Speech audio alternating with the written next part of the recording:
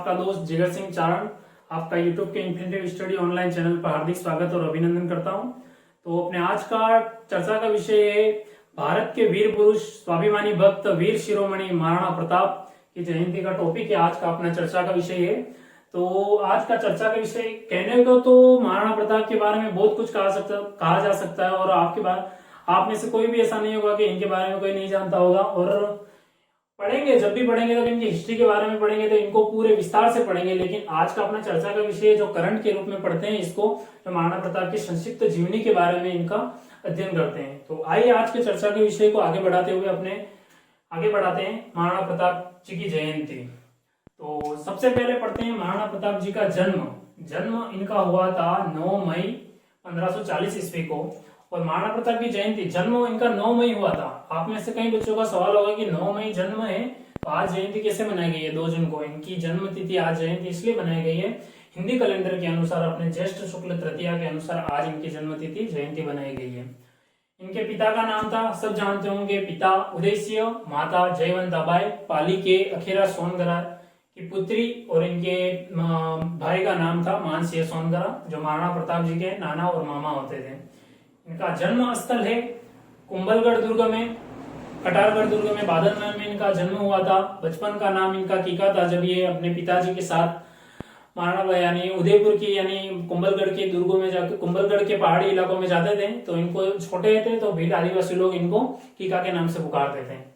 इनका विवाह हुआ था अजबदेव पवार के साथ 1557 ईस्वी में।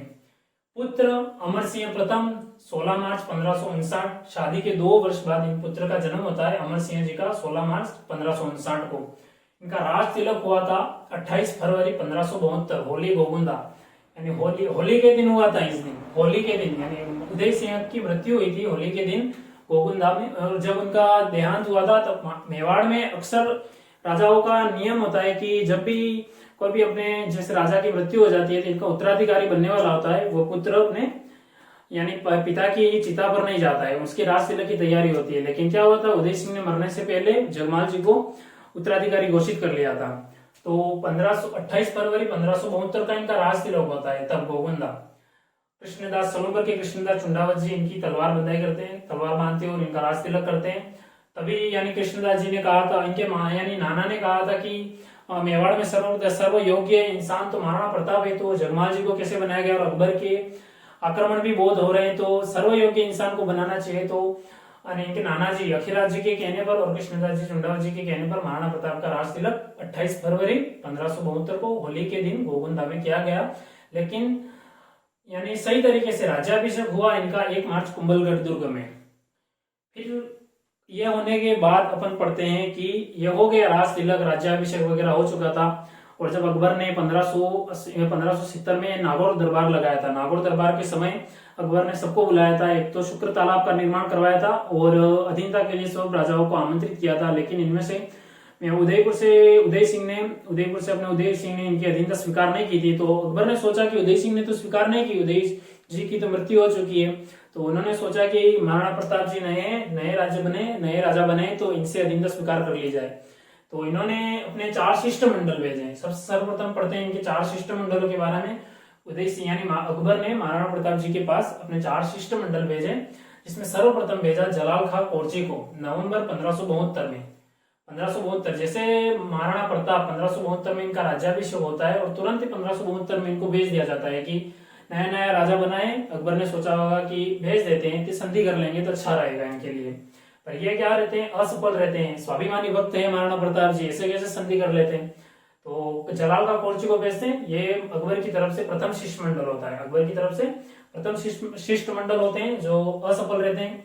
सेकंड, इन्होंने सोचा कि राजपूत राजा है तो क्यों नहीं राजपूत राजा को ही भेजा जाए समझाने के लिए, राजस्थान के हैं तो राजस्थान के। इन्होंने सोचा कि आमेर के राजकुमार मान सिंह जी को भेजा और इनको भेजा था नवंबर में, तो इनको भेजा जून 1573 में भेजा। और इनका भेजा उदय यानी इनका मिलना हुआ था मान सिंह जी का। महाराणा प्रताप ने सोचा कि मान सिंह जी मिलने आ रहा है, आमेर का राजकुमार है, तो मैं भी मेरे राजकुमार जी को भेज देता हूँ। तो इन्होंने अपने राजकुमार अमर सिंह जी को भेजा और उदय सागर झील पर इनका मिलना हुआ, लेकिन तब भी असफल रहा इनका। अकबर ने मान सिंह जी ने कहा कि पिताश्री कहाँ हैं, तो अमर सिंह जी ने कहा दिया अपने ऐसे लिहाजे में कि उनका पैर थोड़ा ठीक नहीं है, तो दर्द है, तो अस्वस्थ है, तो अभी नहीं मिल पाएंगे अमर सिंह जी। तो अमर सिंह जी यानी मान सिंह जी को तो बहुत गुस्सा आया तब इस समय, इन्होंने गुस्से में चल दिए अकबर के पास और उन्होंने सोचा मुझे सेना दे दो, अभी मैं युद्ध कर लूंगा, महाराणा प्रताप जी को बंदी बना लूंगा वगैरह वगैरह, इनसे बात हुई। तीसरे नंबर पे भेजते हैं भगवंत दास, जो सितंबर 1573 में आते हैं और ये भी असफल रहते हैं। और चौथे नंबर पर भेजते हैं टोडरमल जी को, जो दिसंबर 1573 में, ये भी असफल रहते हैं। इनमें से कोई भी ऐसा नहीं होता है कि जो महाराणा प्रताप को अधीनता स्वीकार करने में सफल पाता है, सब असफल रहते हैं। इसके बाद अपने युद्ध की तैयारियां होती है, हल्दी घाटी युद्ध 18 जून, कई इतिहासकारों का 18 जून होता है, कई इतिहासकारों का 21 जून होता है 1576 को। अपने को भी 18 जून याद रखना, 1576, 18 जून 1576। महाराणा प्रताप और अकबर के बीच, और हिंदी कैलेंडर के अनुसार देखें तो आषाढ़ कृष्ण सप्तमी विक्रम संवत 1633 को हल्दी घाटी का युद्ध होता है। योजना बनती है महाराणा प्रताप की कुंभलगढ़ दुर्ग में, अकबर की बनती है अजमेर दुर्ग में। इनका सेनापति होता है हकीम खान सूरी, मुस्लिम होता है, और इनका सेनापति होता है मान सिंह। और आसफ, इनका सेनापति तो मुख्य होता है मान सिंह, जिसने हल्दी घाटी के युद्ध में अकबर ने सर्वप्रथम यानी पहली बार स्वतंत्र सेनापति घोषित किया था। तो किसको किया था? मान सिंह जी को। याद रखना आपको कि सर्वप्रथम हल्दी घाटी के युद्ध में मान सिंह जी को स्वतंत्र सेनापति का भार सौंपा था। और आसफ खां सेकेंड, इनका पड़ाव था लोसिंग राजसमंद में, राजसमंद के पास। और इनका प्रथम पड़ाव था मांडलगढ़ भिलवाड़ा प्रशिक्षण केंद्र, युद्ध का यानी जो प्रशिक्षण केंद्र था मांडलगढ़ भिलवाड़ा के पास। और तब युद्ध होता है, बहुत भीषण तरीके से युद्ध होता है, जिसमें महाराणा प्रताप की प्रथम टुकड़ी मुगल सेना के ऊपर बहुत भारी पड़ती है और मुगल सेना भागने लगती है। तो इतने में मेहतर खा करके एक मुस्लिमों में बीच का एक सेनापति होता है, जिसने अफवाह फैला दी कि बादशाह खुद स्वयं अपनी सेना के साथ युद्ध में आ रहे हैं।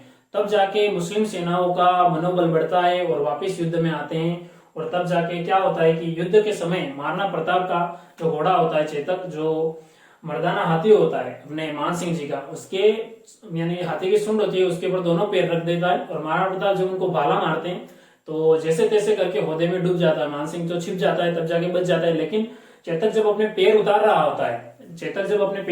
होता है हाथी के सूंड के नीचे से, तो हाथी के सूंड में तलवार थी, तो जिससे चेतक का पैर कट जाता है।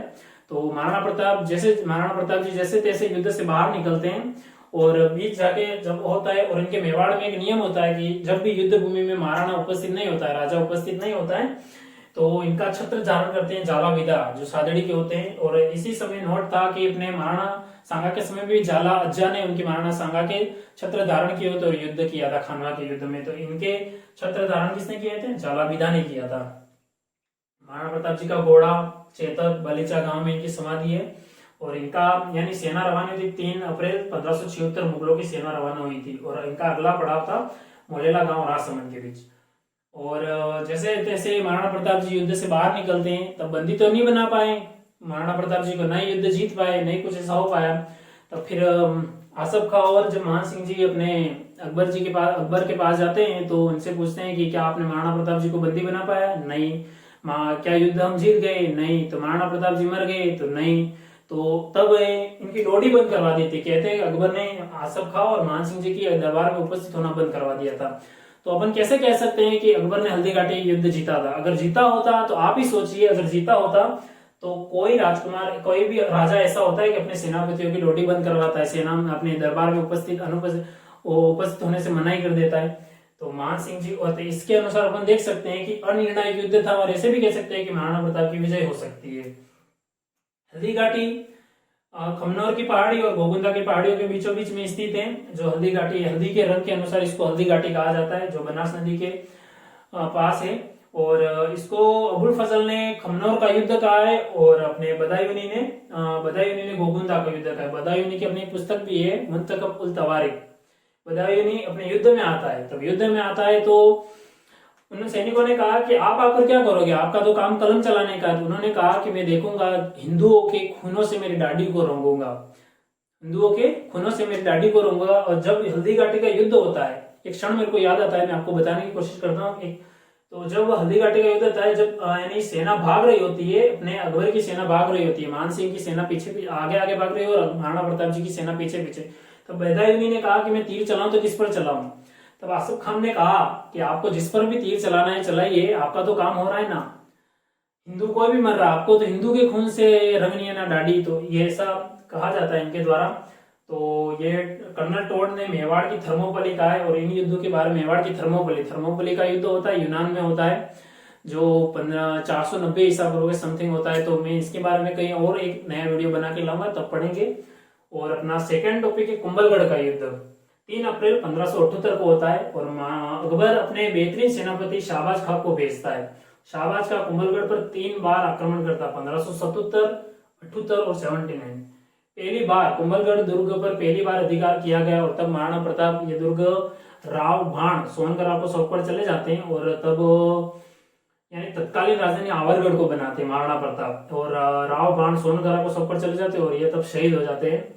और फिर कुंभलगढ़ युद्ध होता है। उसके बाद महाराणा प्रताप की थोड़ी आर्थिक स्थिति में मंदी आ जाती है, तभी अपने इडर की तरफ जाने लगते हैं, अपने ससुराल की तरफ। तब इनको चुलिया गांव, यानी इडर के बाद चुलिया गांव है, जिसमें भामाशाह से मुलाकात होती है, और भामाशाह को इनके आर्थिक व्यवस्था के बारे में बताया गया कि युद्ध के लिए मैं आर्थिक सहायता के लिए जा रहा। तो भामाशाह जी ने इनको 25 लाख रुपए नगद, 20 लाख रुपए सोने की अर्श किया। 25 लाख रुपए नगद, 12 साल तक उनकी सेनाओं का भरण पोषण हो सकता है, जिसे कर्नल जेम्स टोड ने मेवाड़ का उद्धारक कहा, मेवाड़ का कर्ण कहा। इनके भाई ताराचंद जी ने भी इनकी सहायता की थी, इन्होंने भी संपूर्ण पर, लेकिन जिस समय में जिनको फेमस होना था, इनका नाम होना था, तो भामाशाह जी का हो चुका है। और रामासानी के स्थान पर पीएम यानी प्रधानमंत्री के पद पर नियुक्त किया भामाशाह जी को महाराणा प्रताप ने। तो इसमें नेक्स्ट आता है शेरपुर घटना, 1580 की होती है शेरपुर घटना, और अकबर अब्दुल रहीम खाने खाना को भेजता है महाराणा प्रताप जी को बंदी बनाने के लिए, लेकिन ये भी असफल रहते हैं। अब्दुल रहीम खाने खाना भी असफल रहते हैं। इस समय क्या होता है कि घटना होती है कि अब्दुल रहीम खाने खाना शिकार पर जाते हैं, और अमर सिंह इनके बीवी बच्चों को उठा कर ले आता है अब्दुल रहीम खाना खाना। तब महाराणा प्रताप जी अपने अमर सिंह जी को थप्पड़ वगैरह भी लगाते हैं, और इनको ससम्मान से वापिस अब्दुल रहीम खाना की बीवी बच्चों को वापस लौटाते हैं। और इसमें इनकी स्वामी भक्ति नजर आती है कि महाराणा प्रताप जी अपने महिला और बीवी बच्चों को भी इज्जत करने वाले का व्यक्तित्व था उनका। और लास्ट अंतिम प्रयास होता है 1584 में जगन्नाथ कछवा का, इसमें यह भी असफल रहते हैं और इनकी मृत्यु हो जाती है। तब महाराणा प्रताप जी को इन आमेर वालों पर गुस्सा आता है, ये सोचते हैं कि हमने आमेर वालों का कुछ नहीं बिगाड़ा, इसके बाद भी बार बार आक्रमण करते रहते हैं। तो इन्होंने गुस्से में आकर मालपुरा आमेर का केंद्र होता है जिस पर अधिकार कर लेते हैं। और अपना अंतिम है आज का टॉपिक, महाराणा प्रताप जी के निर्माण कार्य के बारे में पढ़ लेते हैं।